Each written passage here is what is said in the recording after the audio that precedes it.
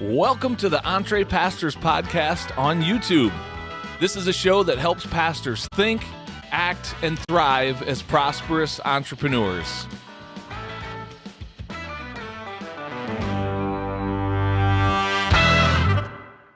Welcome to the EntrePastors podcast on YouTube.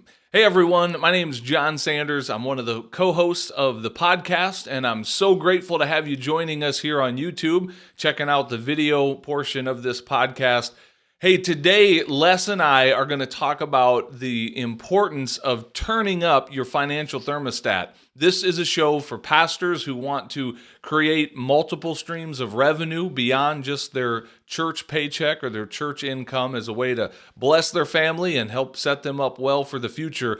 Well, in order to do that, there's some things that have to happen internally with our mindset, the way we think, where we are actually getting our thermostat, if you will, adjusted to a comfort level where we are comfortable receiving an increased payment, an increased paycheck and salary and income. Like, these are things, if you grew up in the Christian faith, if you've been around the church community for a while, it's very likely that you've got some mindsets that are much more scarcity and poverty in their nature. And in order to really be flourishing and thriving financially as an EntrePastor, we're going to have to get rid of some old thinking and put on some new thinking. And that's exactly what Les and I are talking about in this week's episode of the EntrePastors podcast, how to turn up your financial thermostat. So without any further ado, let's cut to this episode where Les and I are talking about that very thing. Check it out. Welcome to the EntrePastors podcast. This show helps pastors think, act, and thrive as prosperous entrepreneurs. And now, here are your hosts, Les Hughes and John Sanders. Well, hello, everyone. Welcome back to episode number 29 of the EntrePastors podcast. My name is John Sanders. I'm here with my friend and co-host, Les Hughes. Les, what's happening, man? What's up, John? It's all good here. Great to see you again. Yeah, likewise, man. We've got an exciting show lined up today where you and I are going to take the mic. We don't have a guest to introduce. You and I are going to have a conversation that hopefully will be transformational for those in our audience. But before we get to that, last week on the podcast, we shared a really big announcement. We had David Hancock on as our guest and shared this big announcement that you and I have been, essentially, we are going to be launching this EntrePastors Press, an imprint of Morgan James Publishing. And this month, we're kind of focusing in large part on helping pastors think through getting a book of their own written and published and out into the world. And just real quick, before we get into our conversation today, we wanted to make our audience aware of a masterclass coming up here next week as we're recording this. So tell us a little bit about that masterclass. What's it all about? Yeah, well, it's going to be at 2:00 Central Time on March the 17th. And we're just going to talk about, should I write a book? And we're going to assume that the people that are on there believe that they probably should. And so we'll talk about how to build a book, how to find the right audience, how to find the right voice, how to put together a book proposal that actually will get the attention of a publisher. So there's a lot to the actual discipline and practice of building and writing that book, in addition to the actual message. Yeah, well, it's awesome. It's going to be great content that we're covering. It's totally free, this masterclass, to join, but you do have to get registered for it. And the link for that is entrepastors.com/masterclass. We'll take you to the sign-up sheet to get registered for that, or the sign-up page, rather. It's not really a sheet. But we'll get you signed up for that and look forward to having that conversation with you as you explore that idea of writing a book of your own and getting it out there. So exciting things, man. Les, there's some really exciting things going on in the EntrePastors community, and this is just another way that we're serving pastors. So I'm excited about it. Man, me too. Some really cool doors are opening up. When we started out, we had our ideas that there would be about 3 different paths that pastors could take to help create other streams of revenue, but those they keep growing and getting more traction. And I'm really excited about this one because it's gaining a lot of momentum already. And I believe a lot of lot of pastors, a lot of Christian leaders have a message inside of them that can turn into a book. Yeah, that's awesome. Well, hey, in this week's episode, we're titling it "Turning Up Your Financial Thermostat," and we're going to break a couple rules here today, Les. At least rules for some people. We're going to talk about a subject that for many is taboo. It's the subject of money. I don't know what your upbringing was around this issue, but for many in the Christian church and even among pastors, for many people, talking about money is an uncomfortable thing because it brings up a lot of voices from our past. It brings up a lot of kind of mindsets that are operating in the background of our thinking that sometimes we're not even fully aware of, and it causes some people to be uncomfortable. So we're just going to kind of break those rules and talk about how do you turn up your financial thermostat? How do we set that a little bit higher to be comfortable with some things that maybe at one time in our life we weren't comfortable with? You up for that? Does it sound like a good conversation to have today? Absolutely. Let's do it. All right. Well, so what I would contend, and if I can just share a little metaphor I've shared with other people over the years, Les, so often there are limiting beliefs that operate in the background of our mind. I like to use the metaphor of like apps that run on a smartphone or an iPhone. Again, I don't know what it looks like on an Android, but on an iPhone, I can start swiping up on my phone and realize I have like 67 apps that are open in the background running. They're slowing down my phone in some ways. And I would contend that a lot of times our thinking is like that there's some thoughts, limiting beliefs that we have bought into. We don't see them because it's not the main thing that's operating in front of us. But nonetheless, that app, if you will, is open in the background and it's affecting how we are relating to other things in our life. And so today we want to expose some common mindset struggles that pastors have when it comes to money. And certainly these are mindsets that you and I have experienced in our own life and our upbringing. We've seen it in the church, and I'm confident that our audience will relate to these as well. So where do we want to start with this list today, Les? Well, we can start with why we have the thoughts that we do around money and around wealth, whatever those thoughts are, whether it be we just, like, as you said, it's just something that we don't talk about. It's a little bit off limits at our house. Why is that? Or if we have negative emotions that go along with those conversations, why is that? And I'll start with a personal anecdote, or at least something that I think is true of me and has been for a while now. There was a time when I was growing up that we just were reminded either verbally or by our actions, we were reminded that our family just at that time did not have a lot of means. Now, our needs were being met. I never remember being hungry as a kid or, worrying about where I was going to spend the night or things like that. But I can remember a time where as a 13 or 14-year-old boy, would stand in the grocery store line with my mom while she pulled out food stamps to pay for our groceries. And just being honest, I wanted to run and hide. I was a teenager. I knew what that meant. Mm-hmm. And I shouldn't have had any shame about that any more than anybody should have shame about that. But I'm just saying I did because I knew that what our lifestyle was. And during that time I can remember, John, having one pair of pants that I wore to school almost every day, if not every day, just because they fit me. They weren't what we call back in the day high waters, Mm-hmm. So they fit me. And I didn't like the other things that I had, the other couple of pairs of pants that I had. So I wore those things every day. And anyway, my mom, for a while, she raised us for a little while as a single mom, my brothers and I.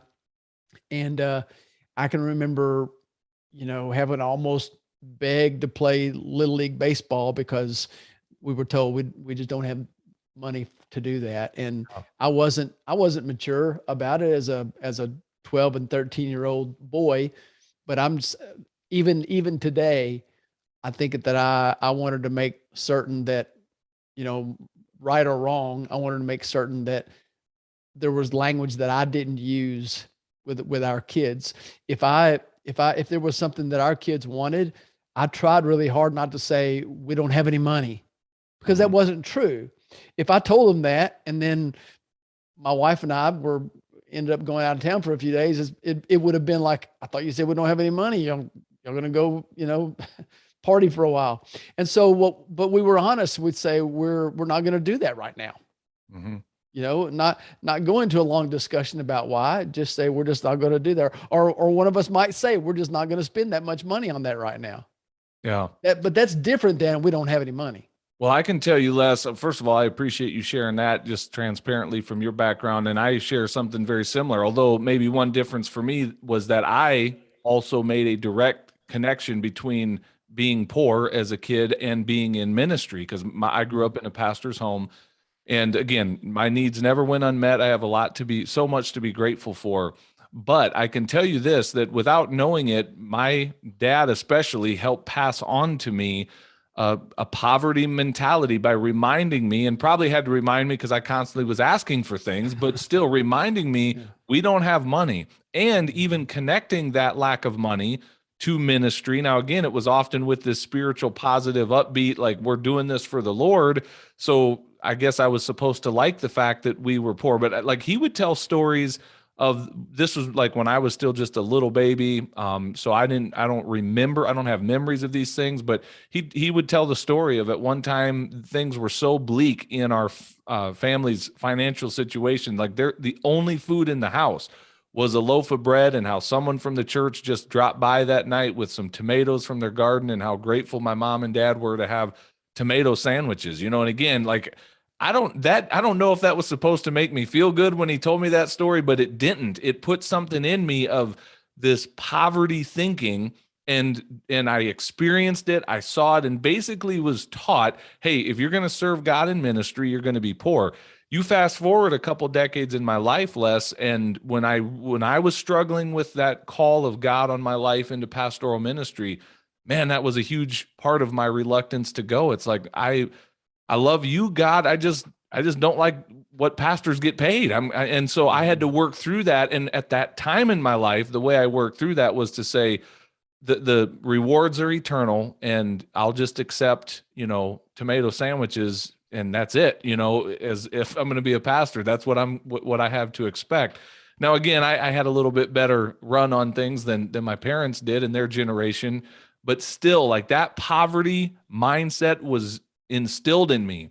And I hear it in the voices of so many pastors that you and I hear from, in the conversations that we have. There's many probably in our audience that have some very negative viewpoints and negative mindset around the issue of money.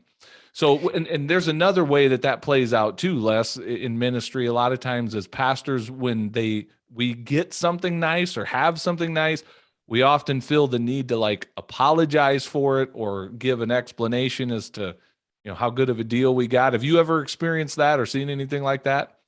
Well, I've experienced it myself, and I sure have seen it with other people. I have I have a friend who's in ministry that recently purchased a car, pretty nice car.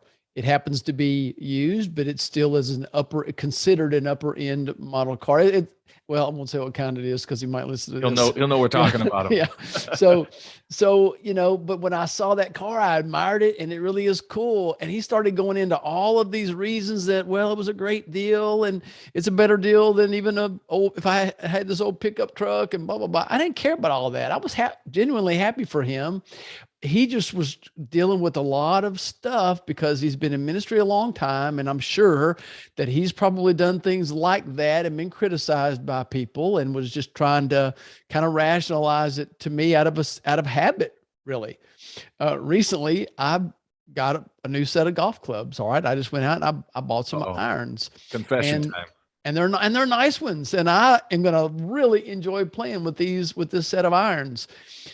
But even internally, and I've done all the mindset work internally, I wanted to start saying, yeah, I had the other ones for 10 years and they were kind of banged up and blah, blah, blah, blah, blah. It doesn't matter.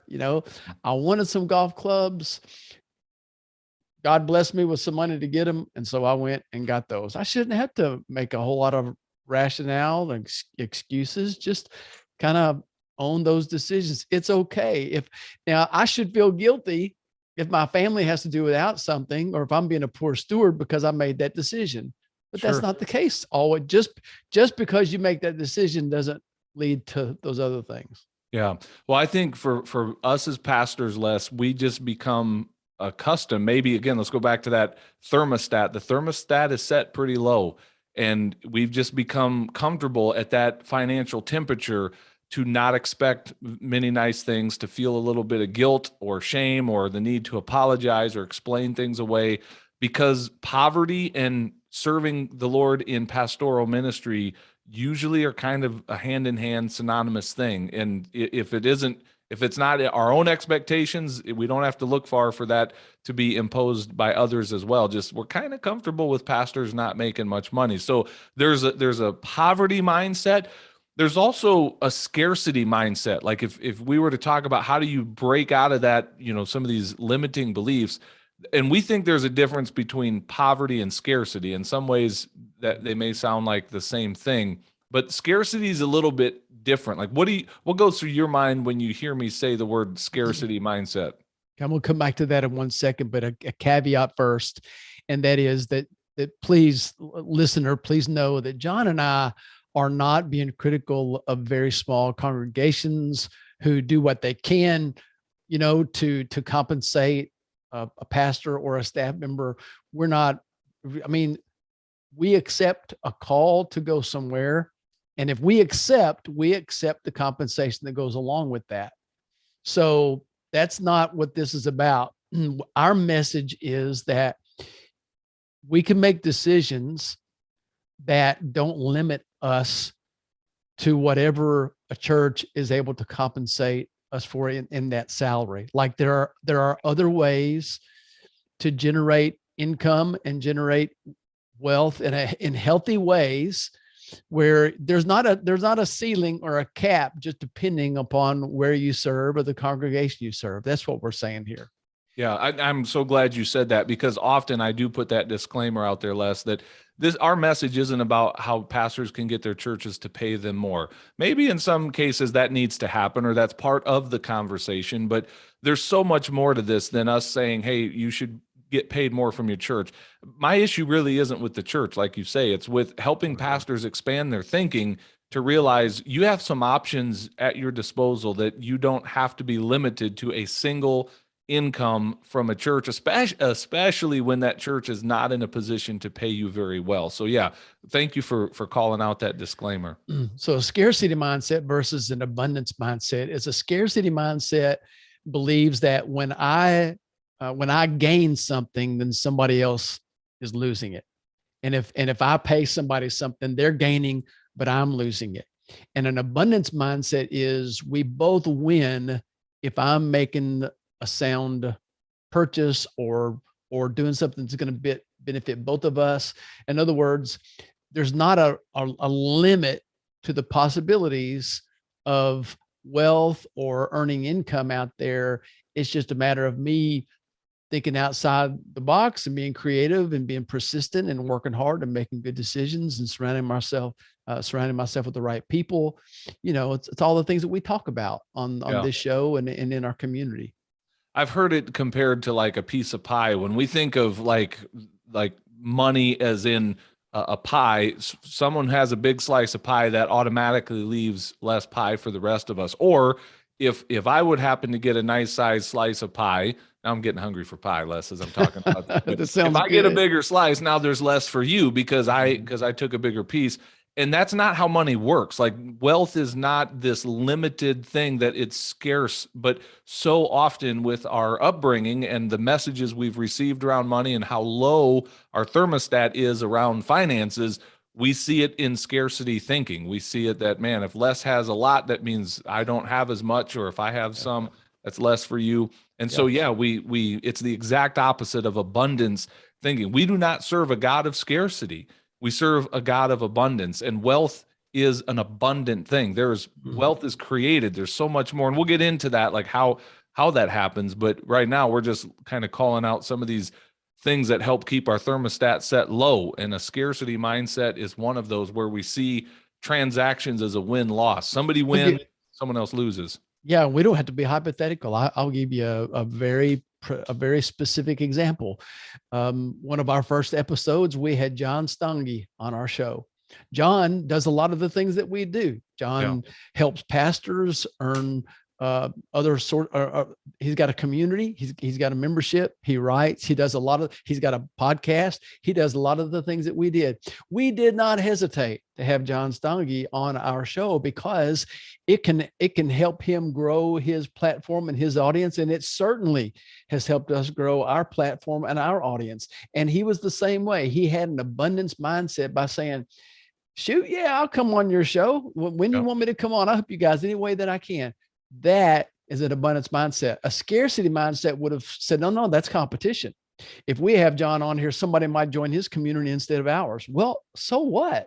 If that allows someone to accomplish their goals more than ours will, then have at it. Now, hopefully that maybe they can be a member of both, Yeah, absolutely. That's an abundance mindset. Yep. So another thing that we would point to, and this happens with pastors. Well, I would watch this, Les. This is gonna be deep. This happens with poor people.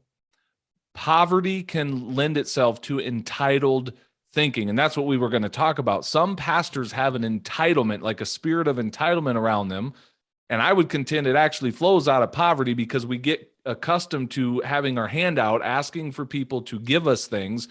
Or just out of the generosity of people, sometimes they recognize, man, I want to bless my pastor.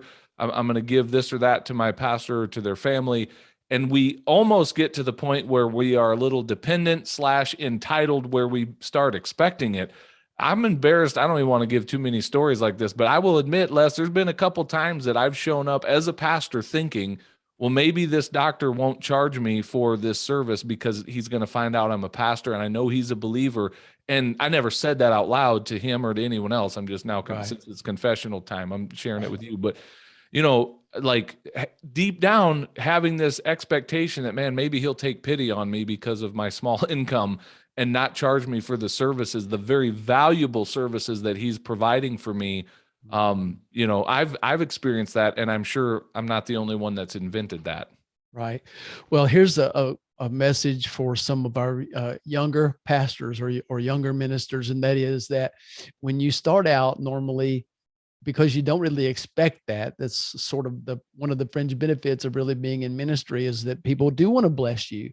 You're blessing them from Sunday to Sunday, or in the hospital room, or wherever in the community, or as they serve alongside of you, and they just want to figure out a way to bless you. They're not going to be able to, they don't think they could teach you many things about the Bible. Maybe they could, but they don't think they could, but they can take you out to lunch, or they can help pay for your vacation, or they can give you some money for you and your kids to go to Disney World, or just pick up the tab. So here's the warning though is, guys, continue to be grateful for that when it happens.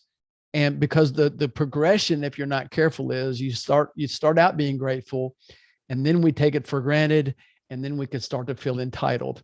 That's a terrible, terrible place to be. And it's a bad witness, in my opinion, to be there.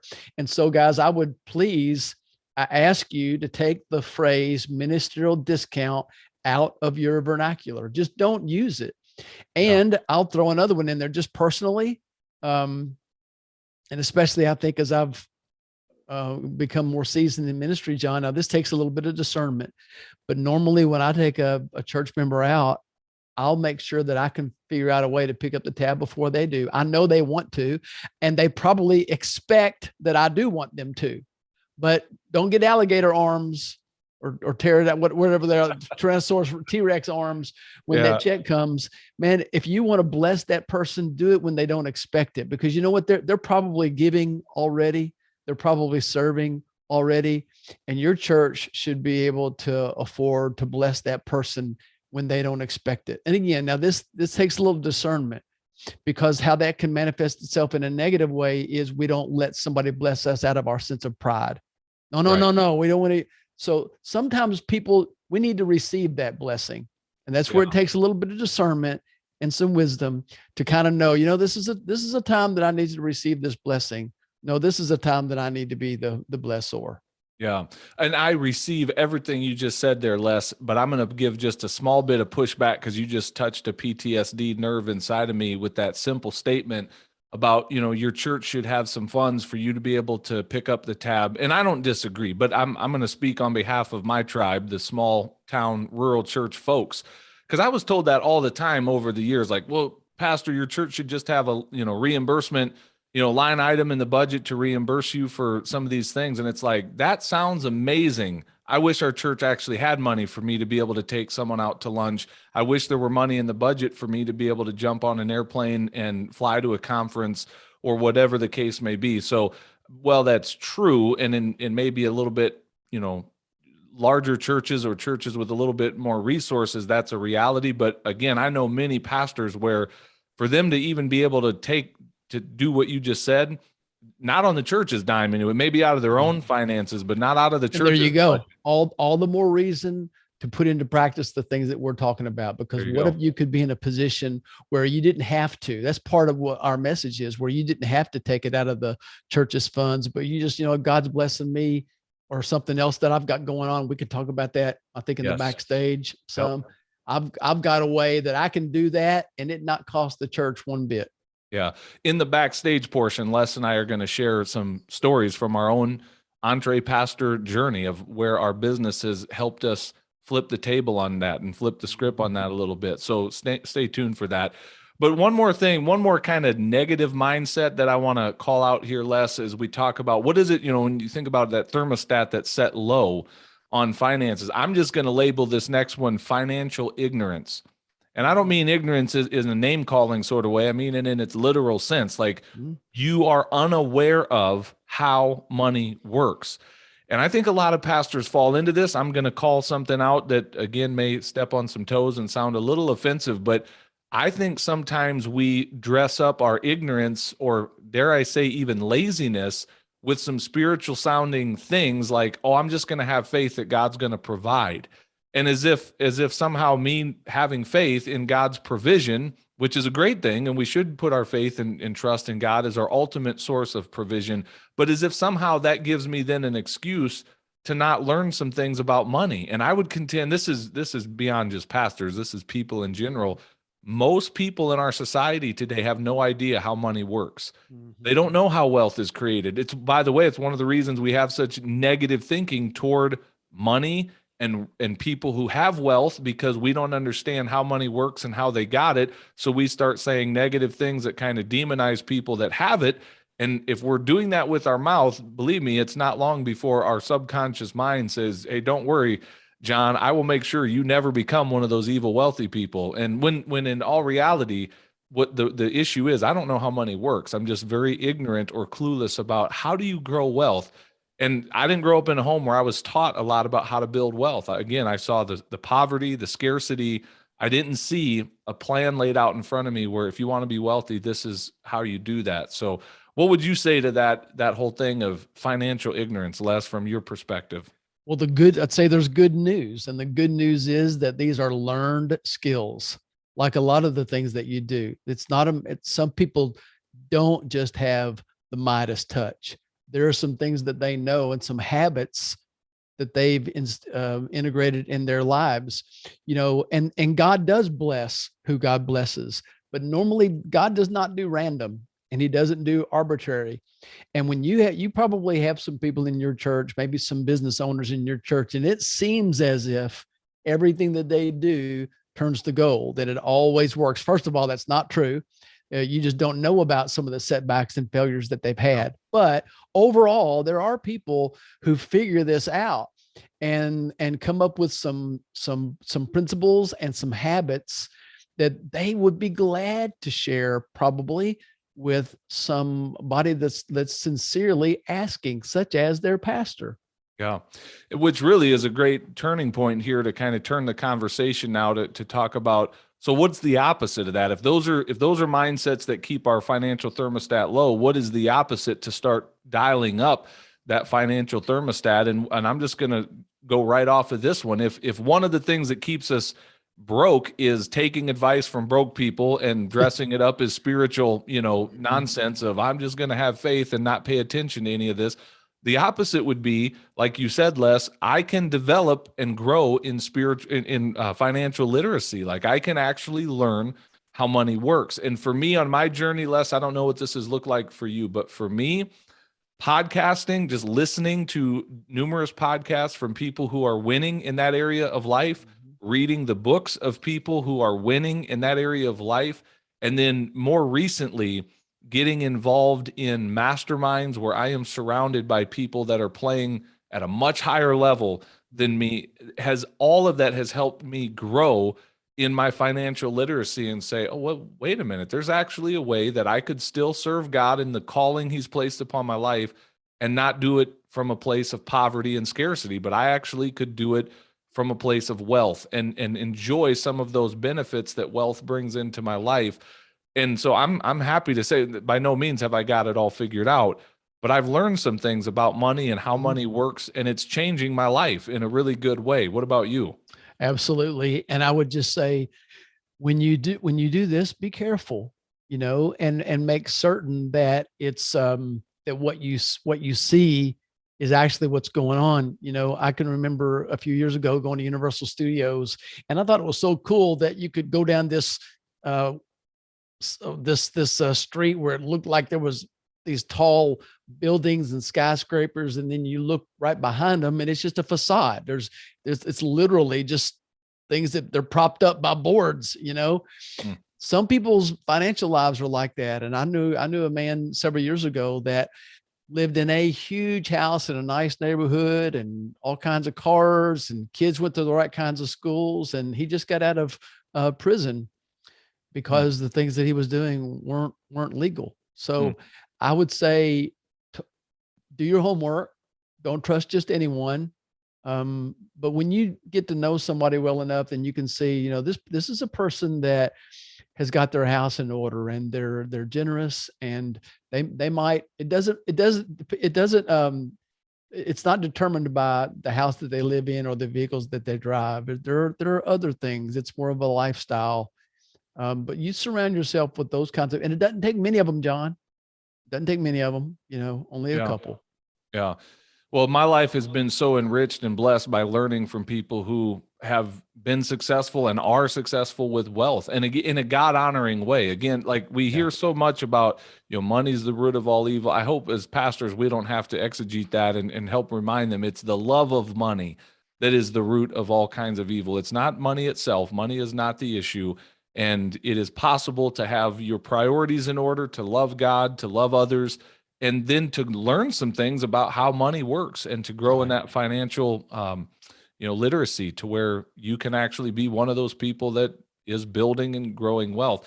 By the way, a little rabbit trail I want to take here, Les, because something you and I have talked about that maybe this would be a good place to insert this. At EntrePastors, we really want to help expand a pastor's thinking to be open to this idea of financial freedom or even financial independence. We'll kind of maybe make a distinction between the two. But for so many pastors, I think, just going back to my own journey, that is a thought that to think that I could ever be financially free or independent is so far beyond the realm of my current reality for so many pastors.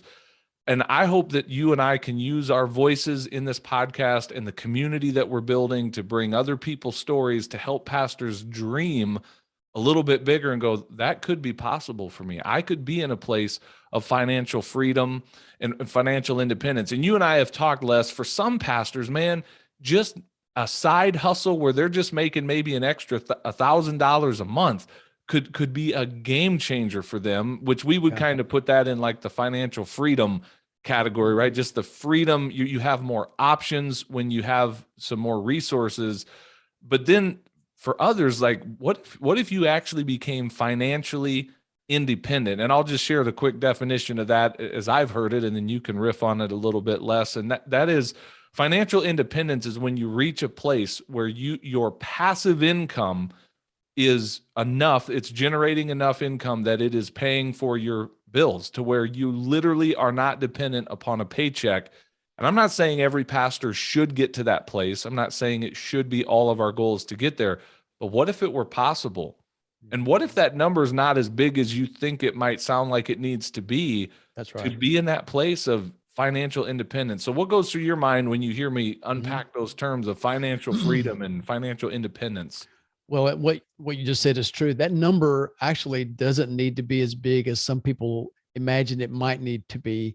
Once you're out of debt for all intents and purposes, once your children are adults and kind of not on the payroll anymore, living at home, and our needs change. So now's the time when you're in those younger years, or anytime really.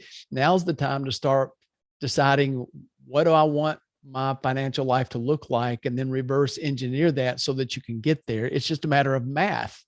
We tend to get caught up in the drama and the emotion of it all. When if you can take all of that out of there, and there are people that can help you take all that out of there, like we have in our world, especially with EntrePastors, is they can look at it objectively and just do the math and not get caught up in all the emotion and the feelings and the drama of it. And something else that you said, when we mentioned the term passive income, some people have been in somebody's den or in a hotel seminar room and seen a presentation on an easel or a PowerPoint of what might be some kind of pyramid scheme, or some kind of multi-level thing. And that, we're not referring to that. There are some people that do very, very well and if that's legitimate, that's real work. I mean, network marketing, it is work, right? Right. But that's not what we're not talking about just mailbox money where you sign enough people up and you start reaping the benefits of it. Passive income or recurring income or passive income could be because you've made good investments in real estate and you have some rental income, or even your retirement accounts of some sort. Or if you build a platform, we would talk about books, courses, coaching. I mean, doing other kinds of speaking, if that's, if that's in your skill set. There are lots of ways to do that and have that turn into what some people refer to as passive income, or what can be recurring income. Passive income is not lazy income. That's good. It's just, you just work hard for that now, so that it continues to reap the benefits later. I was having a conversation with one of my kids the other day, and they know about the things that we're involved in and how it's growing.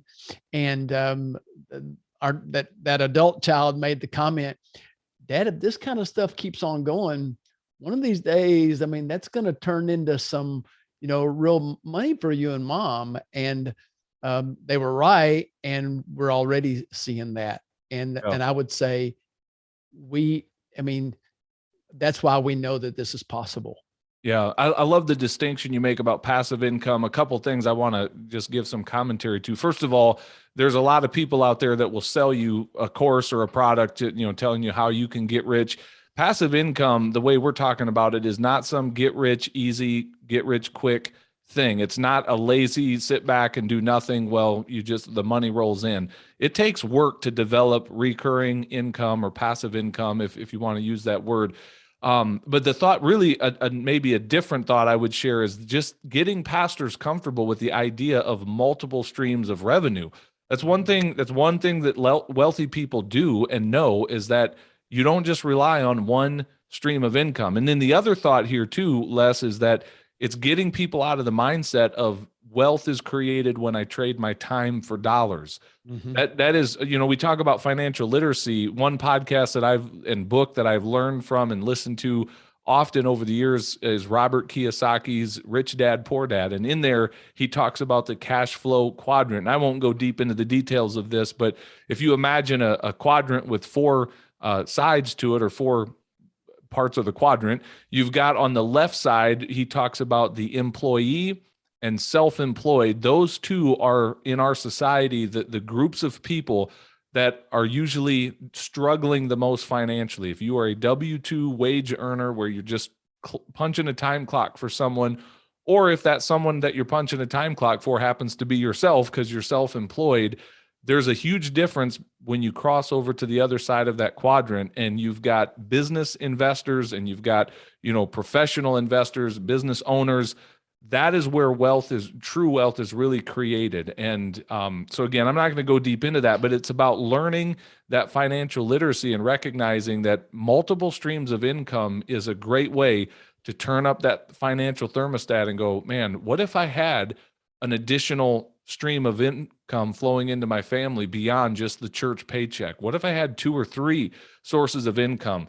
And so it's that idea of I'm not just punching a time clock for all of this. I'm doing some things that I can continue to serve people with, and eventually that stream of income becomes recurring, passive, whatever term you like to use there. But this is all flows into this idea of having financial literacy and just developing that and recognizing this stuff isn't impossible. Like, this is very possible to do. And man, if we can get pastors thinking bigger and turning up their financial thermostat, we can help them achieve this. And I'm excited about that. And really, that's the conversation that's what we mean when we start talking about financial independence and financial freedom. Financial independence would be the point where we arrive and we just don't have to think about it anymore. But financial freedom is something else. Financial freedom is being able to make some decisions, because we do have multiple streams of income, that we actually have a say in what that income and what that livelihood looks like. Otherwise, you're going into somebody's office or sitting down in front of a committee and making some sort of a case, kind of with your hat in your hand, and asking for a raise or more income. That's not a great feeling, man. Yeah. That kind of we're advocating. We're an advocate for being able to make some decisions ourselves, and then our family reaps the benefits. Yeah. As I'm keeping an eye on the clock here, Les, I don't want to keep our listeners too long on this. I'm just thinking about some of these other mindset destinations that I would love to get somebody to, in terms of operating out of a sense of, if we've identified poverty and scarcity as the negative, well, the flip side of that would be to get them to a place of abundance and a place of peace. I mean, can you imagine being in a place, pastor, of financial peace, like where money's not a source of struggle in your marriage, money's not a source of struggle in your prayer life, where you're constantly going back to God, how are we going to meet this need, and please provide for this bill? Like, what if there was a sense of peace because of the things we've done with this entrepreneurial opportunity that's in front of us, to where, man, we have abundance when we think about money, we have peace, there's margin in our budget, there's the ability to do those kinds of things we were talking about earlier, Les, where we're not necessarily looking for who's bringing it to us. We actually are in a position now to give to someone else and to be a blessing in a different direction. So I'll let you wrap up with anything else you want to say here under this heading of turning up our financial thermostat, and then I'll lead us into the backstage for a minute. Yeah, real quickly, I would just amen what you said about margin. When we can have margin in our lives, that margin itself and knowing that it's there takes away anxiety, whatever it is. If we have margin to get to the gate of an airport, then we can take our time. We can stop and get a cup of coffee. We can make a couple of phone calls. But when there's no margin there and that gate's fixing to close, there's no peace. Yep. You're running, you're sweating, you're out of breath, your blood pressure's a lot higher. But when you got margin, there's peace. Same is true with finances and money. We're not advocating just having a huge stockpile of money to sit there and not those reasons. That money is a tool. Mm-hmm. It's to be used.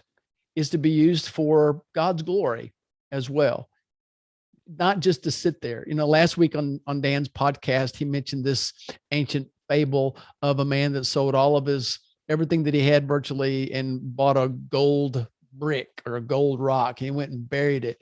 Somebody saw him doing it. I'm making a long story short, and they stole it. One of his neighbors stole it, and he grieved over it. And someone else, a friend, said, "Hey, why don't you just go get a rock and go bury it in the same hole that you had that gold brick buried in? If you're not going to use it, one's just as good as the other." Wow. And so, but when we talk about margin, we're just talking about in case there is something that's unforeseen, an emergency, then you don't have to go into debt, put a bunch of stuff on a credit card. You don't have to let bills go, have something be, repossessed because you couldn't afford it. Margin, and that amount, there's no certain amount. It's different for everybody, but That's something that in our community we talk about. And again, it is something that can be learned. Absolutely. Well, in just a minute, Les and I are going to go backstage. And as I said a minute ago, we're going to share some stories of how owning a business, again, it gets back to that financial literacy. Like there's things people who own businesses know, Les, that allow them to build and grow wealth. There's some real advantages to being a business owner versus simply an employee. And so you and I are going to just share some of those benefits, some things that we have learned together, not together, but on our own journeys. And we'll share those in the backstage conversation about how our businesses have helped us turn up the financial thermostat in our own lives. But before we do that, we want to just sign off by sharing another opportunity coming up. We've got a really great event. You talk about growing in your financial literacy and getting around the right kinds of people. Les, we've got the EntrePastors B3 retreat coming up on May 17th through the 19th. We're calling it B3 because why? Les, tell us the story. Because it's about the beach, about business, and about breakthroughs. There you go. So the what we're promising is that you're going to come be a part of some great conversations at a beautiful place, get outside of your normal comfort zone so that you can think creatively about what the possibilities are. And we want you to be able to walk away with some specific business ideas or business plan, if that's what your greatest need is. And then just as important, the connections to key relationships to help you move forward, because nobody does this alone. Absolutely. So coming up on May 17th, if that's something that sounds of interest to you, you need to understand we've only got, what do we say, 8 slots for this? Eight tickets slots. And spouses can attend free. Yeah, we're not going to charge any additional if your spouse wants to come along with you, but this is going to be at the beautiful Sarasota Surf and Racket Club right on Siesta Key Beach. It's an incredible place down there in Florida, and I'm excited about it, Les. We're going to have a great time gathering with a small group of pastors, really pouring in to their individual specific needs, where they're at with their business, how we can help bring some breakthrough for them on their EntrePastor journey. And I can't wait to see the people who walk away from there that then go back with the plan of action, with some strategic connections to people that can help open doors for them and help make things possible that they might not have thought possible going into it. So If they want to get registered and signed up for that, where do they go, Les? Go to EntrePastors.com/live. Tell you all about it. Fantastic, guys. Thank you so much for tuning in this week. We look forward to being with you again next week. Until then, God bless everyone. Let's go turn up that financial thermostat. Let's do better. God bless. Well, hey, thanks for watching this episode of the EntrePastors podcast. Make sure you hit that subscribe button so you can be notified every time we release a new episode. If you'd like to get connected to other pastors who are learning to think, act, and thrive as prosperous entrepreneurs, then we invite you to check us out on Facebook. Just search for the EntrePastors Connect group, answer a few of our simple questions there, and we'd love to include you in the conversations. And if you're really ready to go to the next level, then we invite you to join our EntrePastors membership community. When you become a monthly subscriber, you will receive access to courses, exclusive community, and coaching that will help you along in your own EntrePastors journey.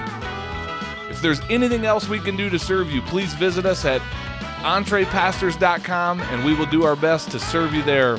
God bless everybody. See you soon.